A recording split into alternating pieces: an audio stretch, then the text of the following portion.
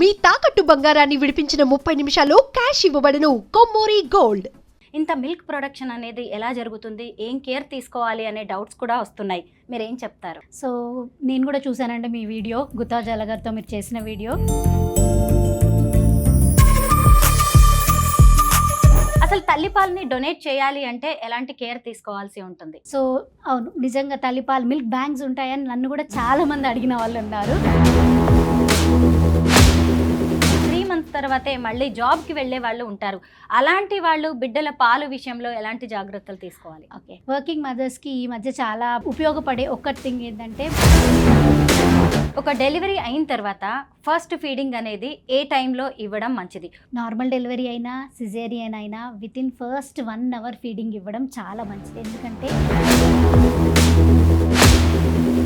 ఈక్వల్గా milk production జరగాలి అంటే ఏం చేయాలి? ఫిజియలాజికల్గా ఎలా ఉంటుందంటే 2 బ్రెస్ట్లు ఒక్కొక్కసారి సపరేట్గా ప్రొడ్యూస్ చేయొచ్చు. బేబీకి సరిపోతున్నాయా లేవా అనేది మాత్రం బాడీ షేప్ అవుట్ అవుతుందని కొందరు మదర్స్ బ్రెస్ట్ ఫీడింగ్ని అవాయిడ్ చేస్తూ ఉంటారు. అలాంటి మదర్స్కి మీరేం అడ్వైస్ చేస్తారు? మదర్ ఫీడింగ్ వల్ల వాళ్ళ బ్రెస్ట్ సాగ్ అవ్వడం అనేది చాలా పెద్ద అపోహ. కొందరు మదర్స్లో ఎంత ట్రై చేసినా కానీ పాలు పడవు. ఎందుకు అలా జరుగుతూ ఉంటుంది? పాలు పడవు అనేది మొత్తం మీద చాలా తక్కువ శాతం అండి. అందరికీ నమస్కారం, నేను Swaroopa Potlapalli. Welcome to Suman TV. ఒక ఇంట్లో ఓ ప్రసవం జరిగింది అంటే పండుగ వచ్చినట్టుగా ఉంటుంది. ఆ ఇంట్లో ఎంతో సంతోషం, ఆనందం, హడావిడి కనిపిస్తూ ఉంటుంది. అయితే కొత్తగా తల్లులు అయిన వాళ్ళలో ఎన్నో రకాలైన టెన్షన్స్ ఉంటాయి, క్వశ్చన్స్ కూడా ఉంటాయి.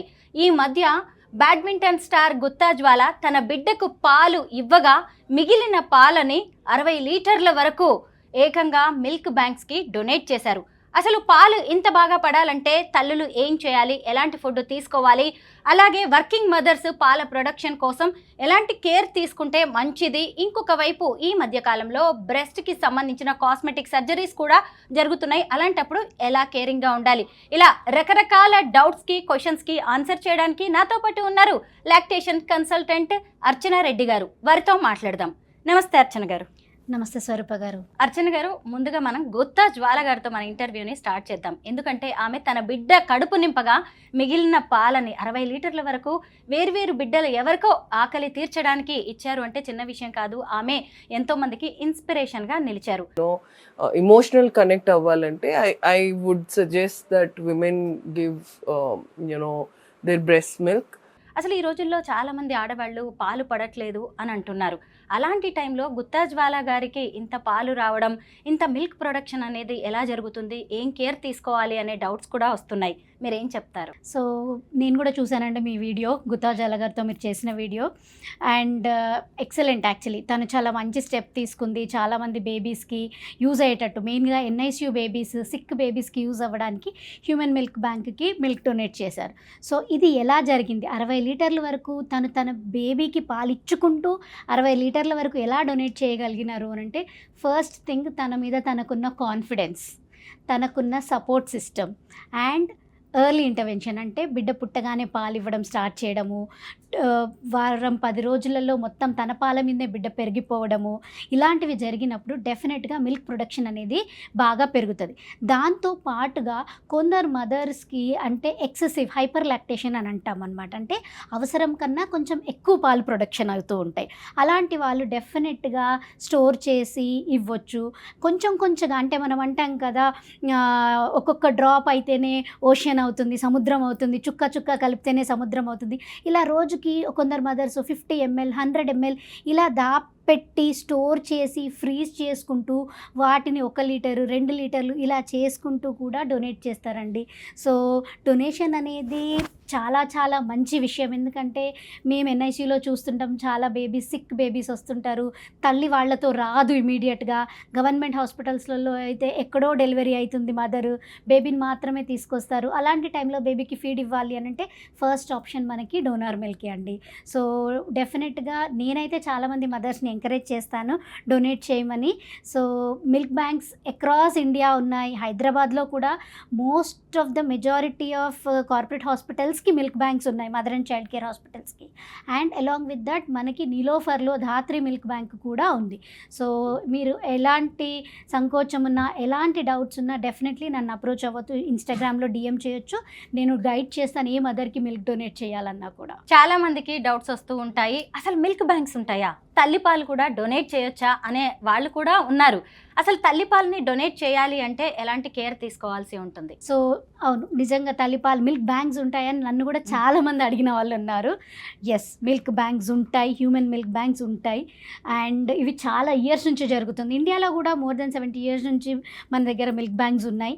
డెఫినెట్లీ కాదని నేను అనట్లేదు. కానీ ఈ అవేర్నెస్ అనేది రీసెంట్గా చాలా స్టార్ట్ అయింది డొనేట్ చేయడానికి. డొనేట్ చెయ్యాలి అని అంటే ఫస్ట్ థింగ్, మీ బిడ్డకి సరిపోను పాలు మీకు వస్తూ ఇంకా ఎక్స్ట్రాగా ఉంటున్నాయి. ఆర్ కొందరు మదర్స్ ఏం చేస్తారంటే ఫ్యూచర్లో నా బేబీకే పనికొస్తాయేమో అని చెప్పి స్టోర్ చేయడం స్టార్ట్ చేసుకుంటారు. కానీ బేబీకి యూజ్ అవ్వట్లేదు అనుకుంటే అవి డొనేట్ చేయొచ్చు. అంటే దాదాపుగా మీరు ఇంట్లో అయితే 3 months వరకు ఫ్రీజ్ చేసిన పాలు కూడా, 6 months వరకు ఫ్రీజ్ చేసిన పాలు కూడా మీరు డొనేషన్కి వాడుకోవచ్చు, మీరు డొనేషన్ చేయొచ్చు. అన్ని రోజులు స్టోర్ చేసిన పాలు పిల్లలకి మంచిదేనా? డెఫినెట్లీ అండి. ఎందుకంటే మనం బేబీస్కి డైరెక్ట్గా ఇవ్వం ఆ పాలని, మనం పాశ్చరైజేషన్ చేస్తాం. పాశ్చరైజేషన్ అనేది ఒక టెక్నిక్ టు ప్యూరిఫై అంటే బ్యాక్టీరియా అట్లా ఏమన్నా వైరస్ ఏమన్నా ఆ మిల్క్లో ఉన్నా కూడా వాటిని ప్యూరిఫై చేసే పద్ధతి అనమాట. అది ప్యూరిఫికేషన్ ప్రాసెస్, పాశ్చరైజేషన్ ప్రాసెస్ తర్వాతనే మనం మిల్క్ డొనేషన్ అయిన మిల్క్ని బేబీస్కి ఇవ్వడం జరుగుతుంది. ఇప్పుడు వర్కింగ్ మదర్స్కి చాలా ప్రాబ్లం అయిపోతూ ఉంటుంది. 6 months లేదంటే 3 months తర్వాతే మళ్ళీ జాబ్కి వెళ్ళే వాళ్ళు ఉంటారు. అలాంటి వాళ్ళు బిడ్డల పాలు విషయంలో ఎలాంటి జాగ్రత్తలు తీసుకోవాలి? ఓకే, వర్కింగ్ మదర్స్కి ఈ మధ్య చాలా ఏమంటారు ఉపయోగపడే ఒక థింగ్ ఏంటంటే మెటర్నిటీ లా, ఇండియన్ మెటర్నిటీ లా 6 months మ్యాండేటరీ లీవ్ అనేది ఇచ్చింది.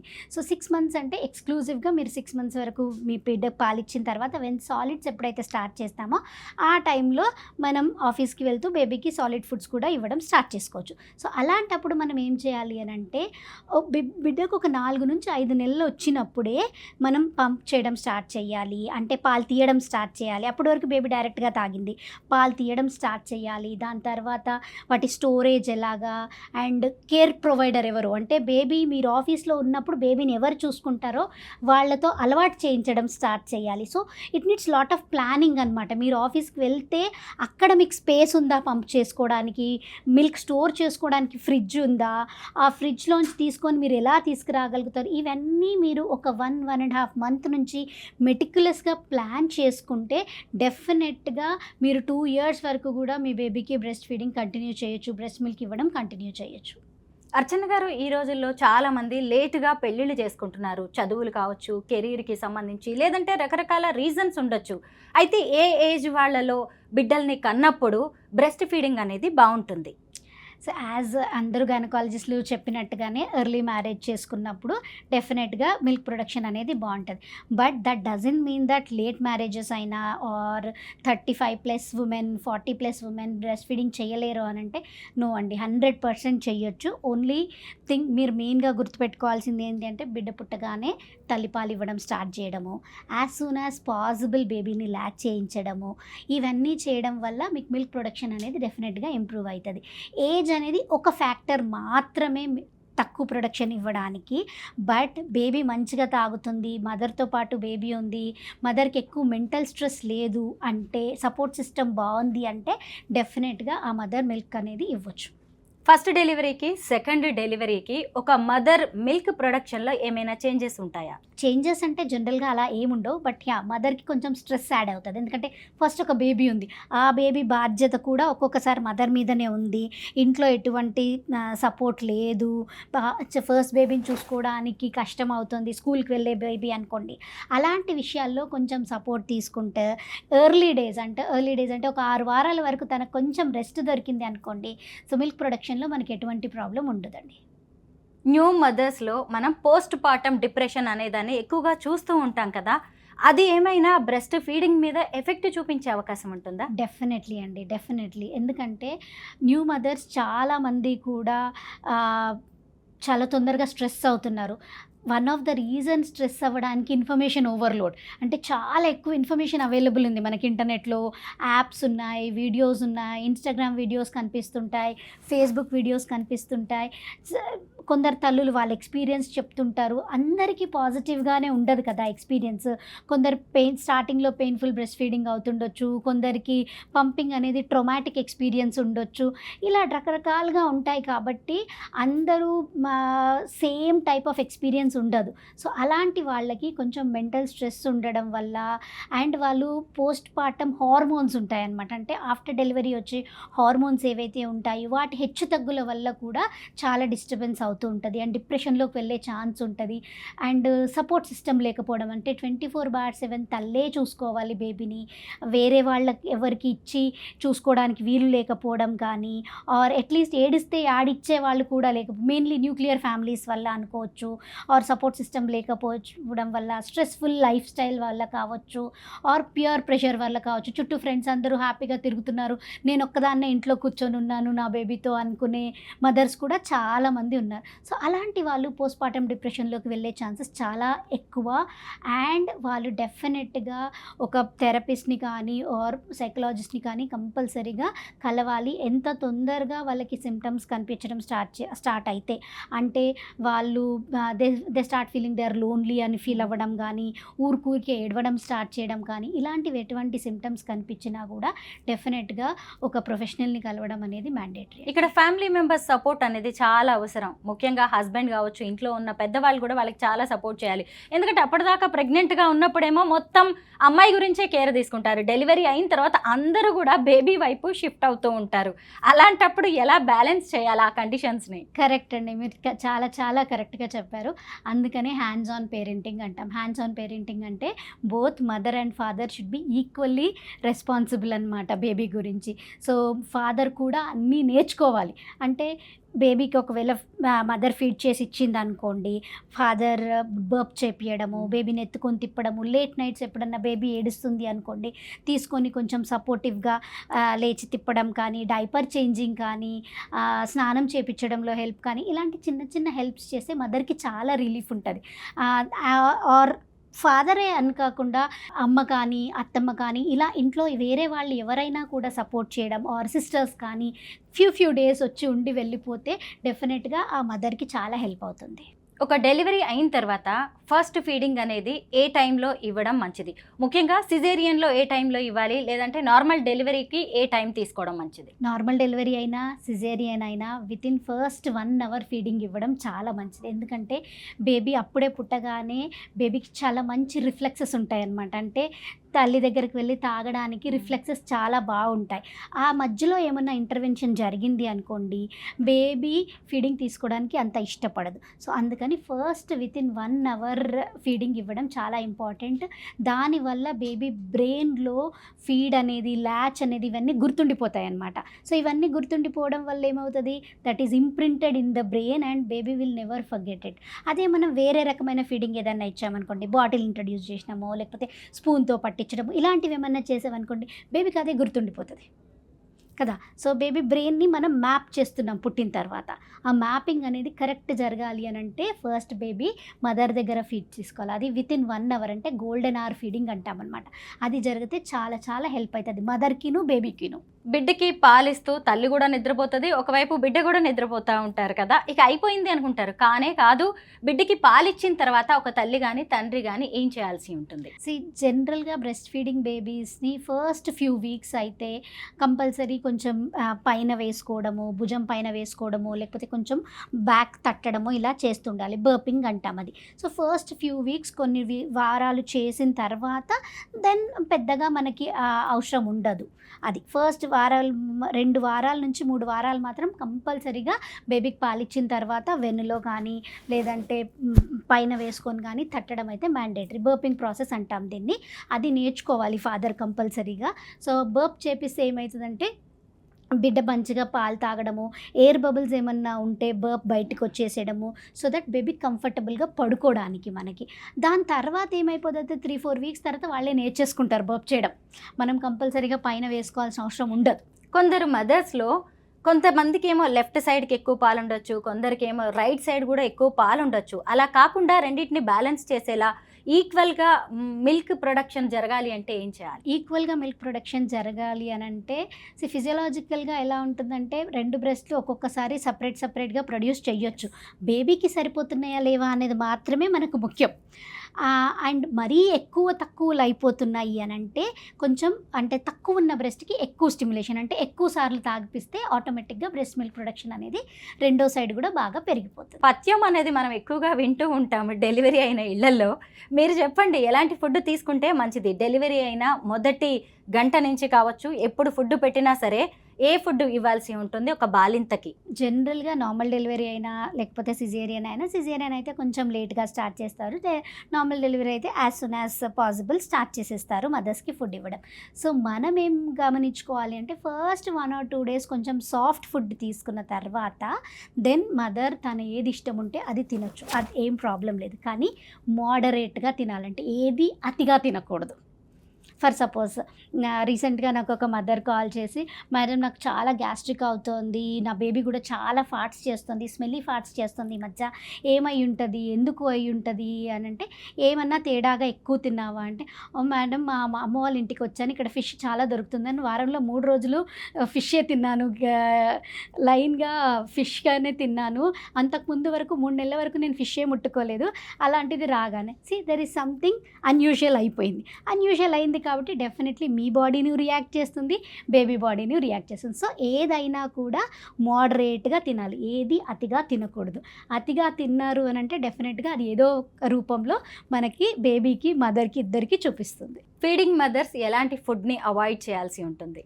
చాలా ఎక్కువ స్పైసీ ఫుడ్స్ తినడము, బయట ఫుడ్స్ తినడం అంటే స్ట్రీట్ ఫుడ్స్ బేసిక్గా ఎక్కువ తినకపోవడం అంటే హైజీన్ రీజన్స్ వల్ల.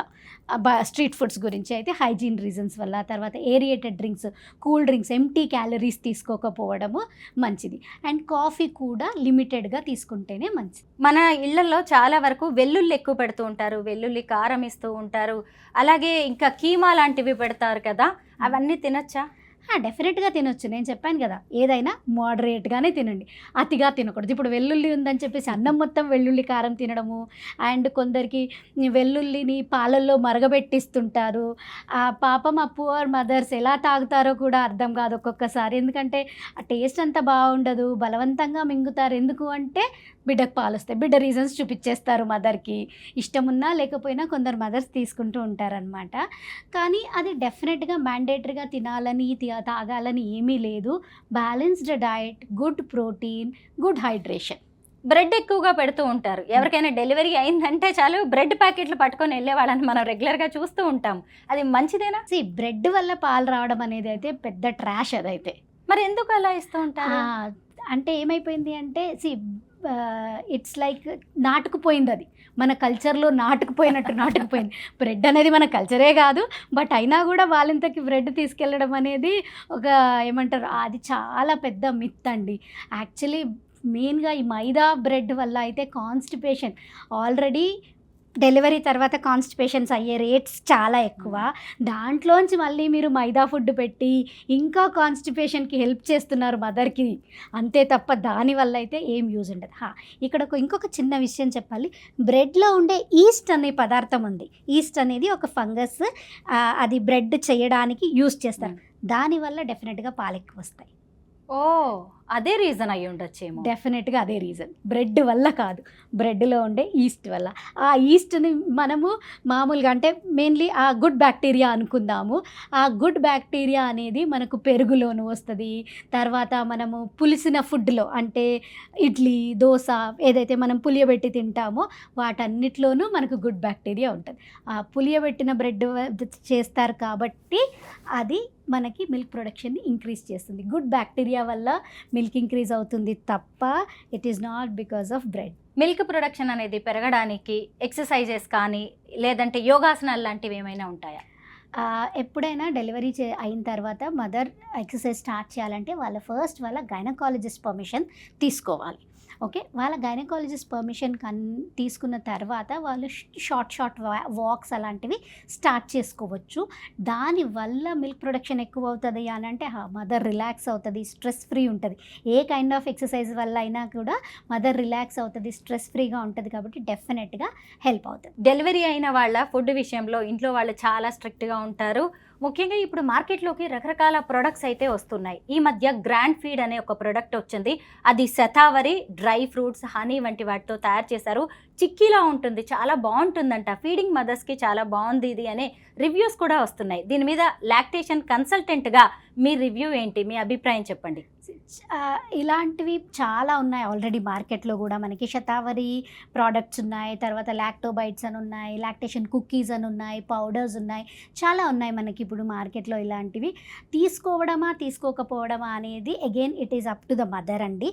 దానివల్ల హెల్ప్ అవుతుంది అని అంటే మీరు ఒకవేళ మీ బిడ్డకు మంచిగా పాలిస్తున్నారు అండ్ బేబీ మంచిగా లాచ్ చేసి తాగుతుంది, బ్రెస్ట్ ఎంటీ అనేది ప్రాపర్గా జరుగుతుంది, ఇవన్నీ జరుగుతున్నప్పుడు మీరు అలాంటి పౌడర్స్ కానీ, లాక్టేషన్ బైట్స్ కానీ, బిస్కెట్స్ కానీ తీసుకోవడం వల్ల హామ్ అయితే ఏముండదు. బట్ దాంట్లో హిడెన్ షుగర్స్ ఏమన్నా ఉన్నాయా అనేది చాలా ఇంపార్టెంట్ చూసుకోవాలి.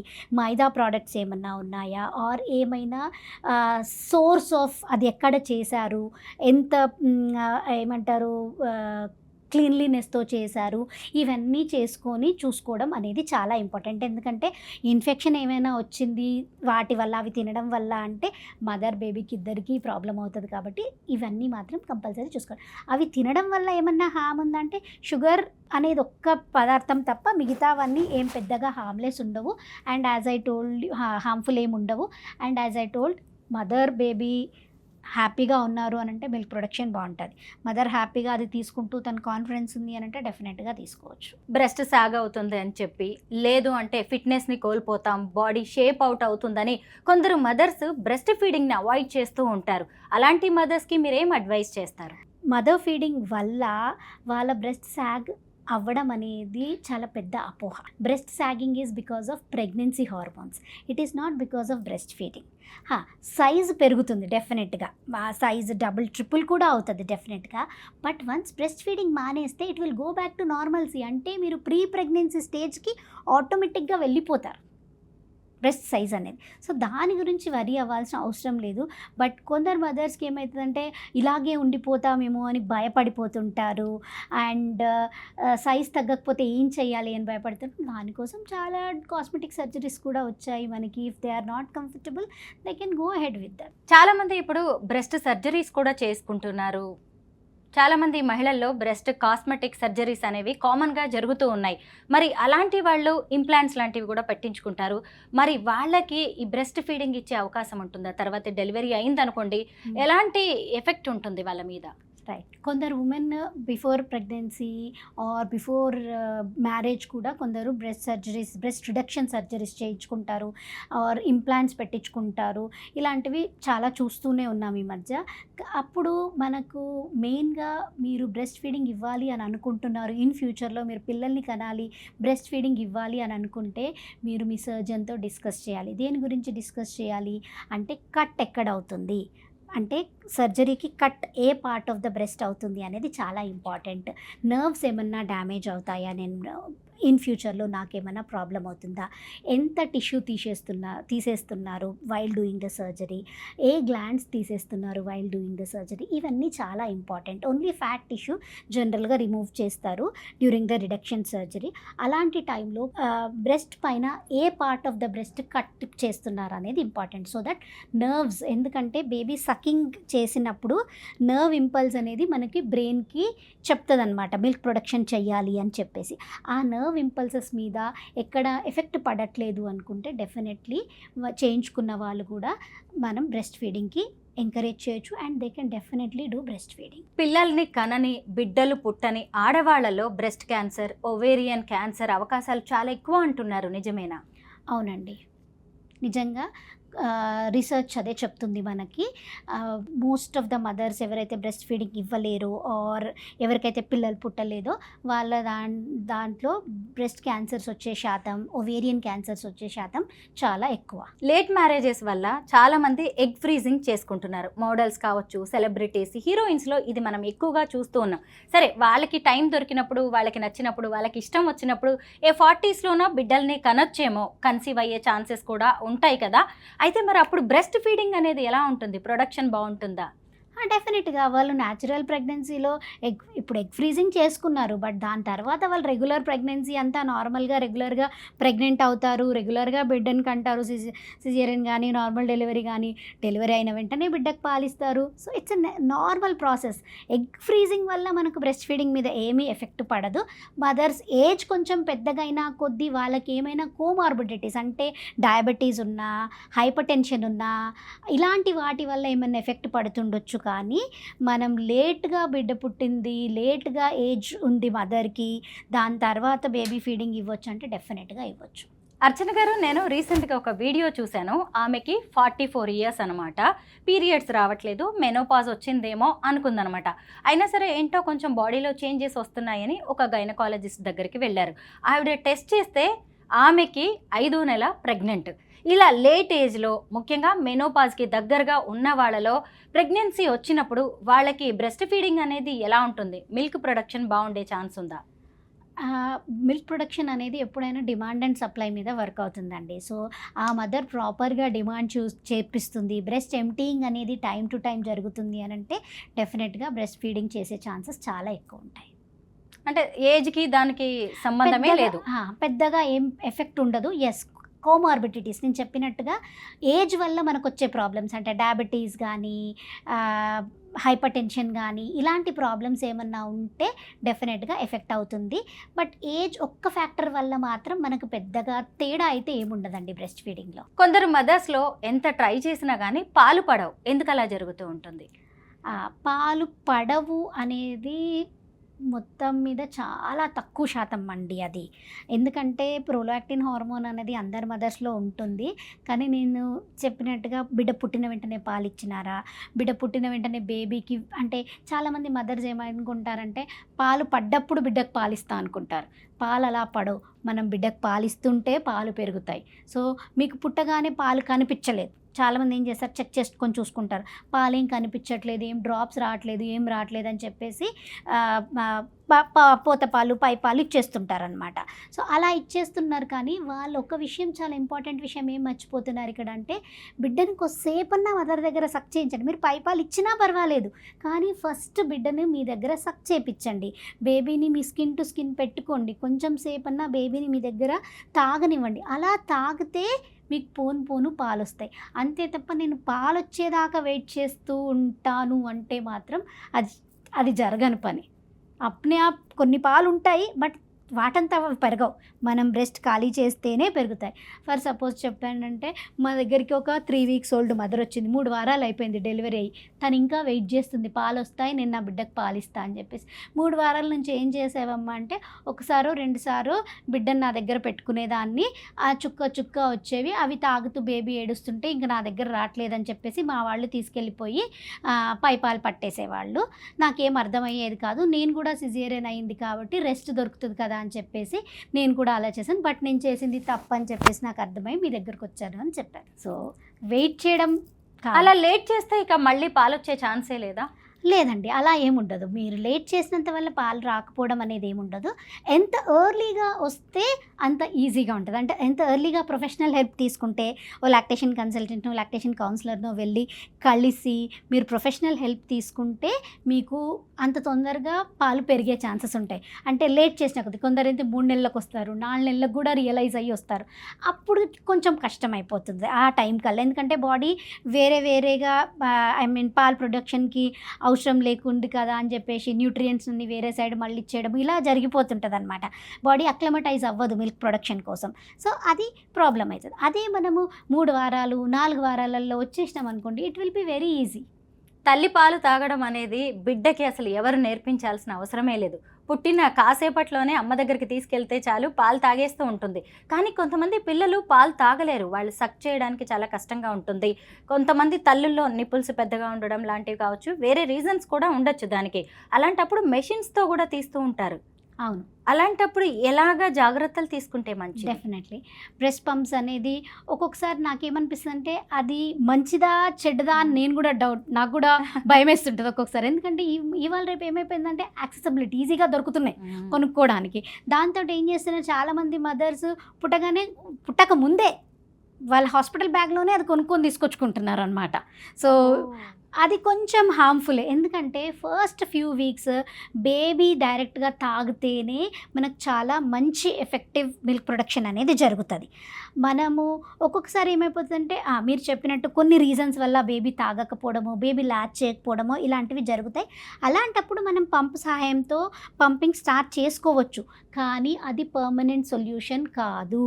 బేబీ ఇప్పుడు ఇస్తున్నా కదా, ఒక 10-15 రోజులు నా పాలే ఇస్తున్నా కదా అని చెప్పేసి కొందరు ఏం చేస్తారంటే ఒక 15-20 రోజులు బేబీని ల్యాచ్ చేయించకుండా అలా పంప్ చేసుకుంటూ ఇచ్చుకుంటూ వెళ్తారు. బట్ పంపింగ్ అనేది లాంగ్ టర్మ్ సొల్యూషన్ కాదు. చాలామంది మదర్స్ అలా పంప్ చేస్తూ ఇవ్వాలి అంటే వాళ్ళకి చాలా స్ట్రాంగ్ సపోర్ట్ సిస్టమ్ కావాలి. అంటే ఇంట్లో ఎవరైనా కంపల్సరీ ఉండాలి, బేబీ గురించి చేసే పనులకి వాళ్ళకి ఎవరైనా సపరేట్గా ఉండాలి. ఎందుకంటే అంత డెడికేటెడ్గా పంప్ చేయాలి.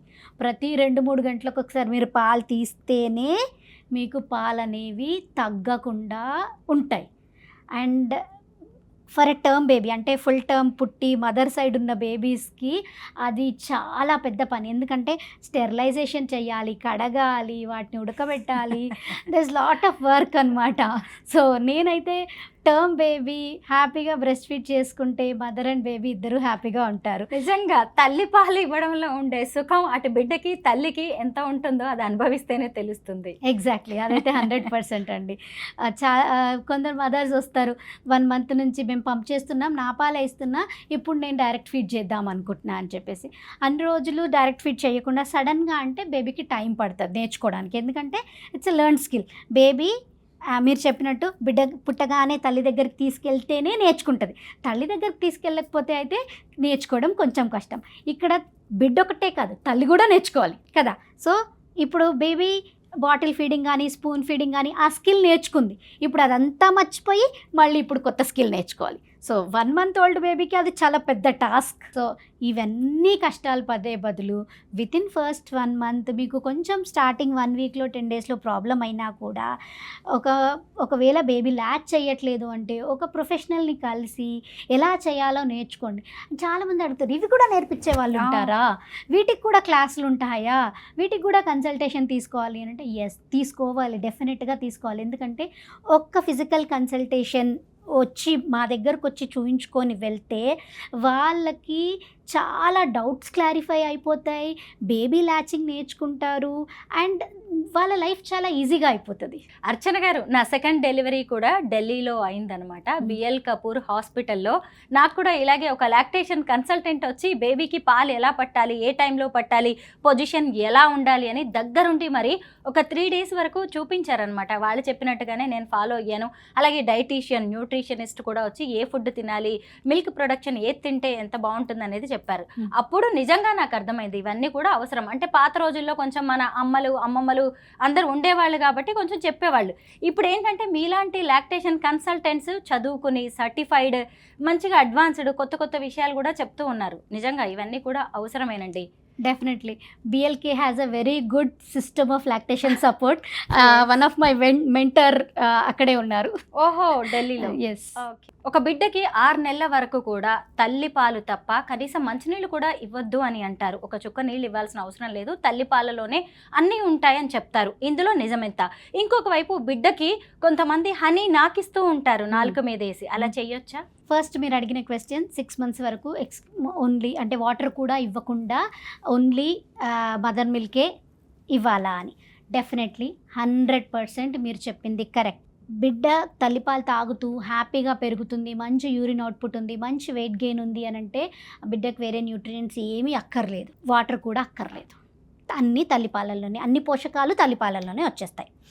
సెకండ్ ఇంపార్టెంట్ థింగ్ మీరు ఇంకేం గుర్తుపెట్టుకోవాలి, ఇంకొక క్వశ్చన్ అడిగారు, హనీ నాకు ఇస్తుంటారు. సో వీటిని మేము ఏమంటామంటే హనీ ఒకటే కాదు, చాలామంది గ్లూకోజ్ వాటర్ ఇస్తారు పుట్టిన వెంటనే, కొందరు ఇది మా ఆచారం అని చెప్తారు. హనీ నాకు ఇచ్చడము కొన్ని కల్చర్స్లో నాకు ఇస్తూ ఉంటారు. Warm water పట్టచ్చా?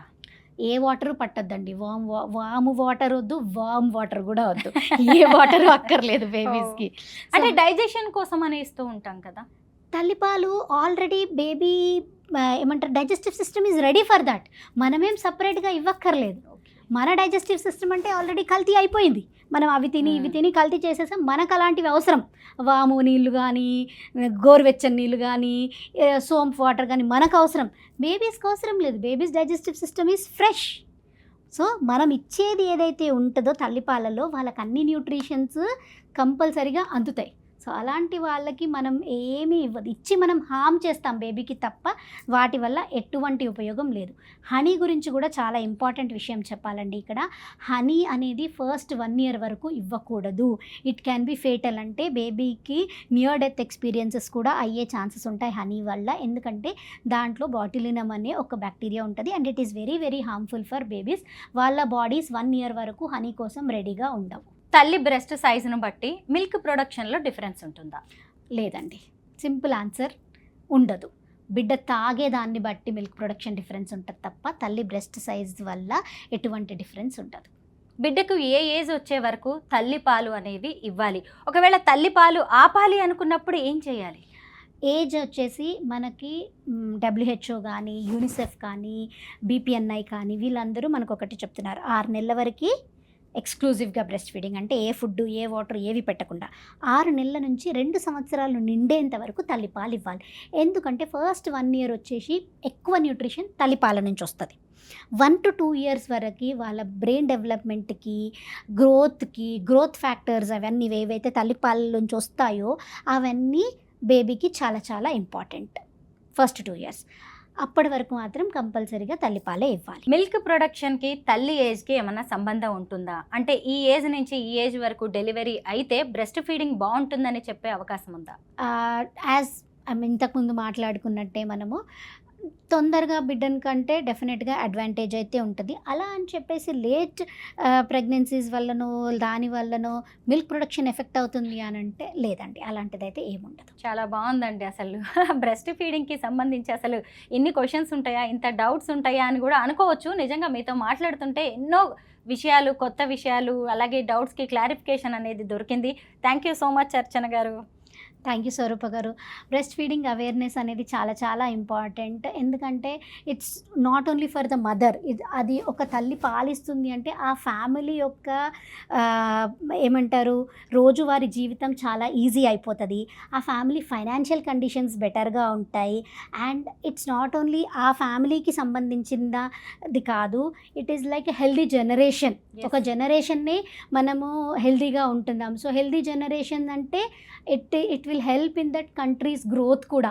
అందుకనే చాలా కంట్రీస్ కానీ WHO లాంటి పెద్ద పెద్ద ఇన్స్టిట్యూట్స్ కానీ బ్రెస్ట్ ఫీడింగ్ ప్రమోషన్ కోసం చాలా ప్రోగ్రామ్స్ చేస్తుంటాయి అండ్ రకరకాల ఫండ్స్ ఇస్తుంటాయి ట్రైనింగ్ కోసం కానీ వీటి కోసంగా ఈ ప్రమోషన్ కోసం కానీ హాస్పిటల్స్కి కానీ చాలా ఏమంటారు ప్రమోట్ చేయమని చాలా ఎడ్యుకేషన్ వీడియోస్ లాంటివి చాలా ఇస్తుంటారు. ఎందుకు అనంటే it is not just for the mother and baby, it is for the whole world and whole మొత్తం కంట్రీకి వరల్డ్కి కూడా హెల్ప్ అవుతుంది కాబట్టి.